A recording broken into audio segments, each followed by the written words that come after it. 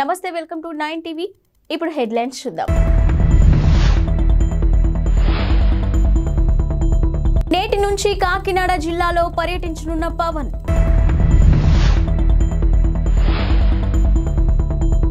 Dubai పారిపోయిన మాజీ MLA Shakeel కుమారుడు మరో సంస్థను సొంతం చేసుకున్న అదానీ గ్రూప్ జనసేనాని పవన్ కళ్యాణ్ నేటి నుంచి 3 రోజుల పాటు కాకినాడ జిల్లాలో పర్యటించనున్నారు.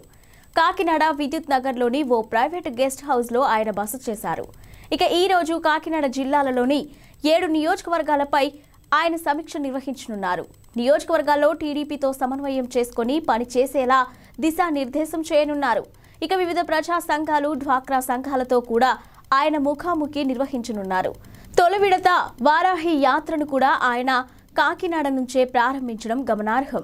నియోజకవర్గాల సమీక్షను కూడా ఇప్పుడు ఆయన ఇక్కడి నుంచే ప్రారంభించనున్నారు. మితిమీరిన వేగంతో కారు నడిపి ప్రజాభవన్ ఎదుట ట్రాఫిక్ బారికేడ్లను ఢీకొట్టిన కేసులో ప్రధాన నిందితుడైన బోధన్ మాజీ ఎమ్మెల్యే షకీల్ తనయుడు సాహిల్ అలియాస్ రాహిల్ అమీర్ దుబాయ్కి పారిపోయినట్టు పోలీసులు గుర్తించారు. ఇక కేసు నుంచి తప్పించుకునేందుకే తొలుత ముంబైకి ఆ తర్వాత అక్కడి నుంచి దుబాయ్కి పరారైనట్టుగా పంచాగుట్ట పోలీసులు గుర్తించారు. నిన్న లుకౌట్ నోటీసును జారీ చేశారు. మరోవైపు సాహిల్ను కేసు నుంచి తప్పించేందుకు 20,000 నుంచి 25 లక్షలు చేతులు మారినట్టు ఆరోపణలు వినిపిస్తున్నాయి. ఇక శనివారం అర్ధరాత్రి ప్రమాదం జరగ్గా ఆదివారం తెల్లవారుజామున 4 వ్యక్తులు పోలీస్ స్టేషన్కు చేరుకుని పోలీసులతో మంతనాలు జరిపినట్టు అక్కడి సీసీటీవీలో రికార్డైంది. ఈ నేపథ్యంలో ఉన్నతాధికారులు అంతర్గత విచారణకు ఆదేశించారు. కాగా కేసు నుంచి నిందితుడు సాహిల్ను తప్పించేందుకే మాజీ ఎమ్మెల్యే షకీల్ను ఇరికించేందుకే ప్రయత్నం చేసిన పంచాగుట్ట స్టేషన్ హౌస్ ఆఫీసర్ను Hyderabad police commissioner Kothakota Srinivas Reddy suspend చేశారు. భారత్ లో అదానీ గ్రూప్ అత్యంత వేగంగా విస్తరిస్తుంది. ఇప్పటికే పలు వ్యాపారాలను నిర్వహిస్తున్న అదానీ గ్రూప్ తాజాగా మరో కంపెనీని సొంతం చేసుకుంది. హల్వాద్ ట్రాన్స్మిషన్ లిమిటెడ్ లోని 100% వాటాను కొనుగోలు చేసుకుంది. Halvad transmission limited Adani energy solution లిమిటెడ్లను ఒప్పందాలపై సంతకాలు చేసింది.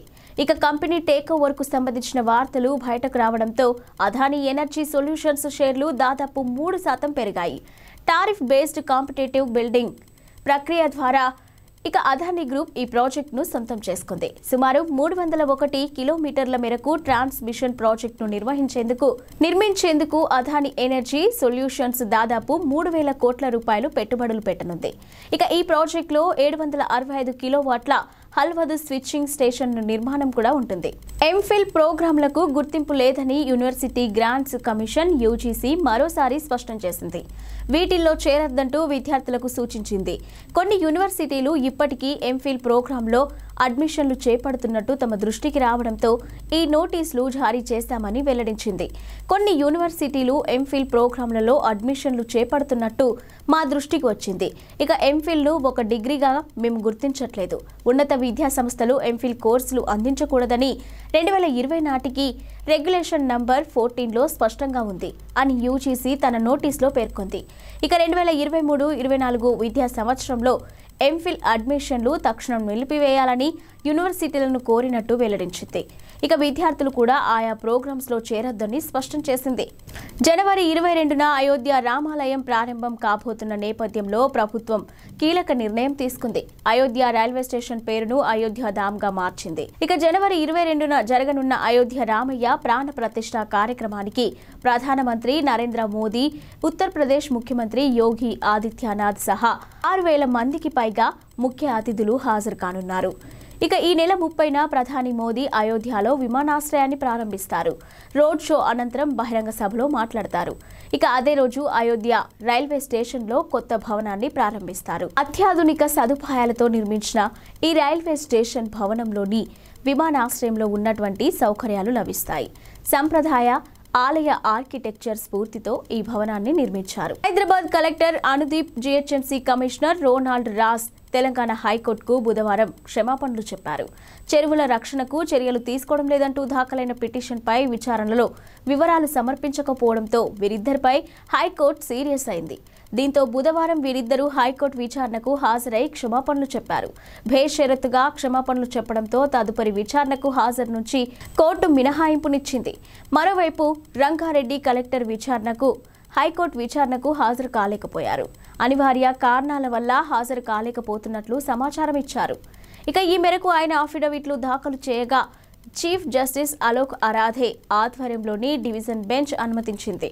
తదుపరి విచారణకు హాజరు కావాలని ఆదేశించింది. కాగా హైదరాబాద్లో చెరువుల ఆక్రమణ వ్యవహారంపై హైకోర్టులో విచారణ జరుగుతుంది. హైకోర్టు ఆదేశాల మేరకు చెరువుల ఆక్రమణల వ్యవహారంలో రంగారెడ్డి జిల్లా కలెక్టర్ ఇదివరకే కోర్టుకు నివేదిక సమర్పించారు.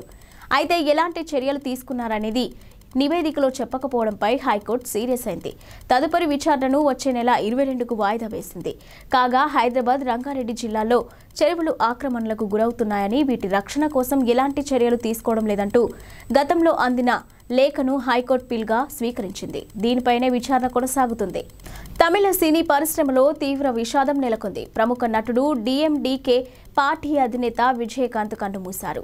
కొంతకాలంగా అనారోగ్య సమస్యలతో బాధపడుతున్న ఆయన చెన్నైలోని ఓ ఆసుపత్రిలో చికిత్స పొందుతూ తుది శ్వాస విడిచారు. ఆయన వయసు 71 సంవత్సరాలు. ఆయన మరణ వార్తతో అభిమానులు, పార్టీ కార్యకర్తలు షాక్కు గురవుతున్నారు. సినీ, రాజకీయ ప్రముఖులు ఆయన మృతి పట్ల ప్రగాఢ సంతాపాన్ని వ్యక్తం చేస్తున్నారు. కుటుంబ సభ్యులకు సానుభూతిని తెలియజేస్తున్నారు.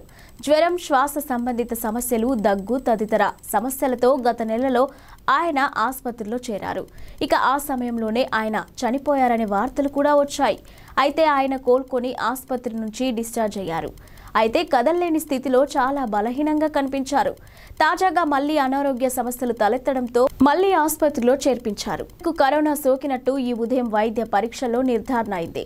ఆరోగ్య పరిస్థితి విషమించడంతో ఆయన్ను వెంటిలేటర్పై ఉంచి చికిత్స కొనసాగించారు. అయితే వైద్యులు చేసిన ప్రయత్నాలు ఫలించలేదు. పరిస్థితి విషమించి కన్నుమూశారు. అమెరికాలోని టెక్సాస్ రాష్ట్రంలో గల టెస్లా గీగా ఫ్యాక్టరీలోని ఓ రోబో కారణంగా సాఫ్ట్వేర్ ఇంజనీర్ ఒకరు తీవ్రంగా గాయపడినట్టు వెలుగులోకి వచ్చింది. గీగా ఫ్యాక్టరీలో ప్రమాదాలపై America occupational safety and health administration విభాగానికి చెందిన నివేదికలో ఈ విషయం బయటపడింది. 2 ఏళ్ల క్రితం ఆస్టిన్లోని టెస్లా గీగా ఫ్యాక్టరీలో ఈ ఘటన జరిగింది. అల్యూమినియం పలకలను కోసి కారు విడి భాగాలను తయారు చేసేందుకు ఈ రోబోలను వినియోగిస్తారు. ఇక ఇవి రోబోల సాఫ్ట్వేర్ను ఇంజనీర్ అప్డేట్ చేస్తున్న సమయంలో ఈ ప్రమాదం జరిగింది.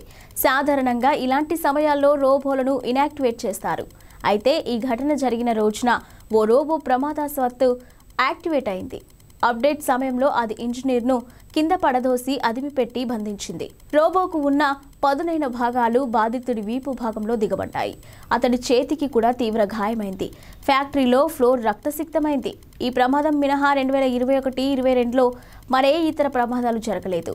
అయితే ఫ్యాక్టరీలో భద్రతాపరమైన లోపాలు ఉన్నట్టు ఆ నివేదికలో వెల్లడైంది. ఇక టెక్సాస్లోని ఫ్యాక్టరీలో గతేడాది సగటున 21 మంది సిబ్బందిలో ఒకరు గాయాల పాలయ్యారని ఇంజ్యూరీ రిపోర్ట్లో తెలిసింది. ఆటోమొబైల్ రంగంలో సగటు కంటే ఇదే అధికం. ఇక ఇతర కార్యకలాపాల్లో తగినన్ని జాగ్రత్తలు లేకపోవడంతో ఉద్యోగులకు రిస్క్ ఎక్కువవుతుందని తెలిపారు. వచ్చే ఏడాది రష్యాలో పర్యటించాలంటూ భారత ప్రధాని మంత్రి నరేంద్ర మోదీని ఆ దేశ అధ్యక్షుడు వ్లాదిమిర్ పుతిన్ ఆహ్వానించారు. రష్యాలో మా స్నేహితుడిని చూసి సంతోషిస్తామంటూ ఆసక్తికరంగా వ్యాఖ్యానించారు. ఇక 5 రోజుల అధికారిక పర్యటనలో భాగంగా రష్యాలో ఉన్న భారత విదేశాంగ మంత్రి జయశంకర్తో భేటీ సందర్భంగా పుతిన్ ఈ వ్యాఖ్యలు చేశారు. భారత్ రష్యా మధ్య వాణిజ్య టర్నోవర్ వృద్ధి చెందుతుందని ఆయన ప్రస్తావించారు. ముడి చమురు, అత్యాధునిక టెక్నాలజీ రంగాలు ఇందుకు ప్రధానంగా దోహదపడుతున్నాయని పుతిన్ అన్నారు.